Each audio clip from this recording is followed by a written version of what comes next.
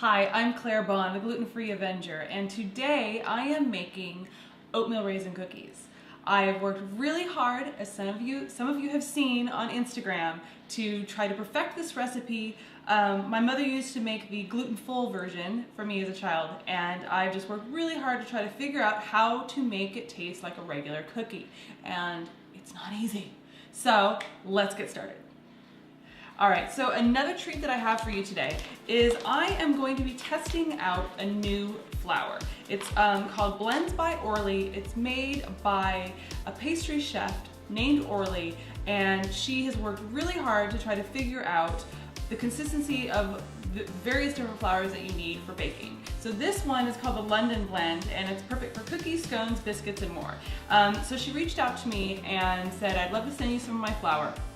So I said, great, I'm working on this oatmeal raisin cookie recipe, and so this is the one that she sent. So we are gonna test this out, and I'm gonna tell you, and I'm gonna show you my recipe as well. So let's get to it. So I have my mixer here, and I have some butter that I've let get to room temperature, or just soften a little bit. So, and then we're just gonna beat it a little bit, especially if you didn't have time to let it get to room temperature. You're gonna wanna beat it for at least 30 seconds so that it blends with the rest of the ingredients a little better. So, because I did let it soften, it really just was really easy with that. So now we're going to add, and I basically just did put everything out here because it just makes it a lot easier and makes the boring part of the video. Share that with you guys. Okay, so we put all the sugar in. Let me make sure I get all of that sugar. So brown sugar and white sugar, and I'm gonna make sure you have all the amounts that you need down below. So then we're gonna mix that up. So while it's mixing, we're just gonna add our salt, baking powder, and baking soda that I have in there. Cinnamon,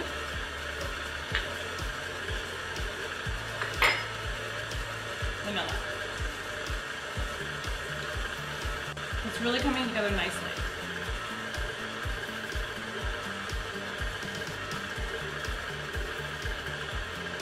And you can really smell the vanilla and the cinnamon. All right, then we're gonna add our 2 eggs.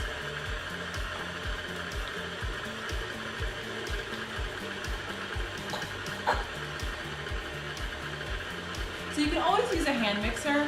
A lot of times I have to admit, I use a hand mixer, and then my husband always goes, why don't you use the giant mixer? So for this one I decided to use the giant mixer. But it definitely makes it a lot easier because you can just, your hands are free and you can just put the stuff in. All right, so now that it looks really mixed, I am just going to kind of scrape the sides down a little bit and make sure that everything is completely mixed. Okay, that looks awesome. Now we are going to add about half of our flour, the Blends by Orly London mix. All right, got half the flour in there, and let's mix it up. Remember to go slow because you definitely don't want the flour to poof up. And this flour, I can tell you, it really looks a lot like a wheat flour, which is kind of cool. Okay, and we're gonna add the remainder of our flour.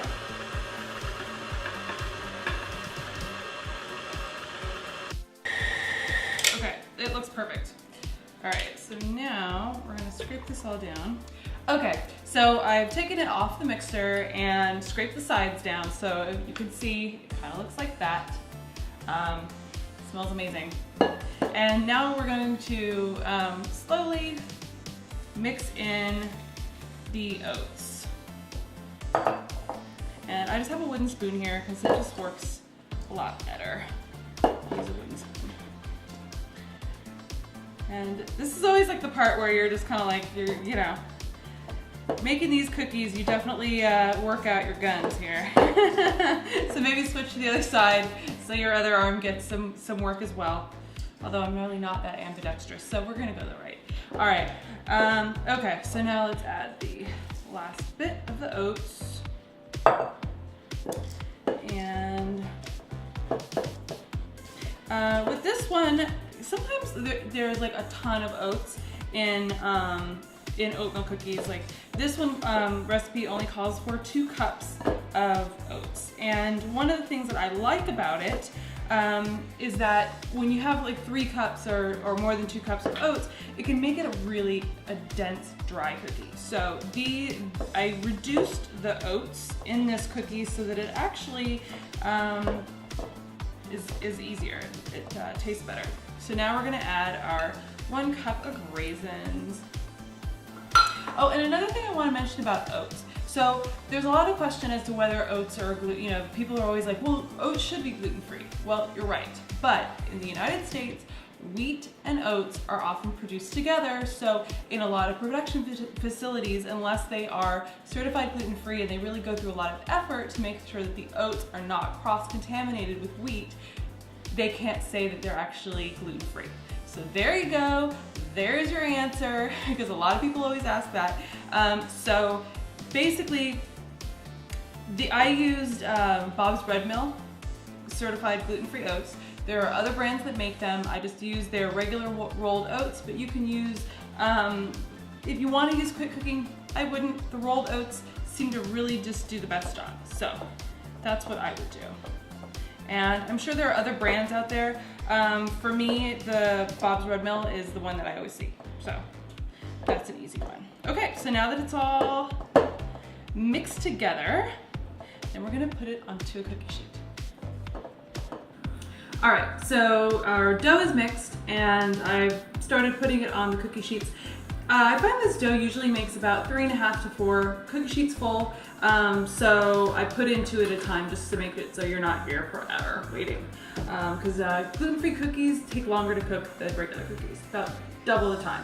So normally with regular flour, these would take about 8 minutes. I find they take about 14 to 15 minutes. So, okay, so I'm just putting them on. I'm using this little scooper thing for the first time. I'm not sure how I'm feeling about it. It's okay. I don't know, sometimes a teaspoon and your finger, yeah, works pretty well too.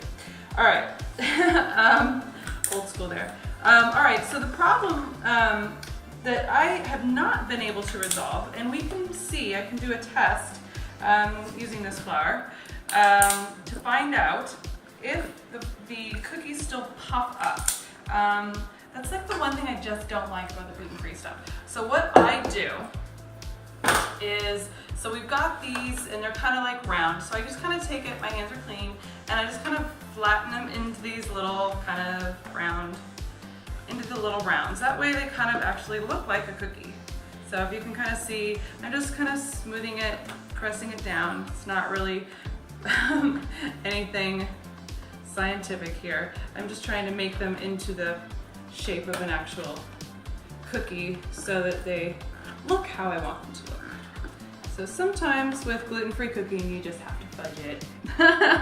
All right, so basically I'm not gonna do these 2, so we're just gonna see how they actually cook up, see if they kind of puff and get flattened out. Anyway, so these are gonna go in the oven for about 15 to 16 minutes, depending on really how you want them. I would say go on like the 14-minute side if you want them a little chewier, 16 minutes if you want them to be crisp. I like them a little chewy, so these are gonna go in for 14 minutes at 375, and then we'll see how they look. Okay, so the cookies are out of the oven. They've cooled for about 5 minutes on the wire rack, and they look great. So these are the ones that I didn't kind of pat down, and they puff up a little bit. They don't spread out like a regular cookie. So they smell amazing, look amazing. Just if you want them to look like a regular cookie, just spread them out. If not, no harm, no foul. So anyway, I'm gonna taste this one here. And so it's nice and moist, first of all. So I put these in the oven for about 14 minutes. So if you like a moist cookie, this is a nice kind of chewy cookie, this is what you want. And so anyway, and it doesn't crumble. That's what I really like. You know how like a lot of times with certain flours, especially rice-based flours, they can get real sandy and crumbly. That's kind of annoying. So these are not like that.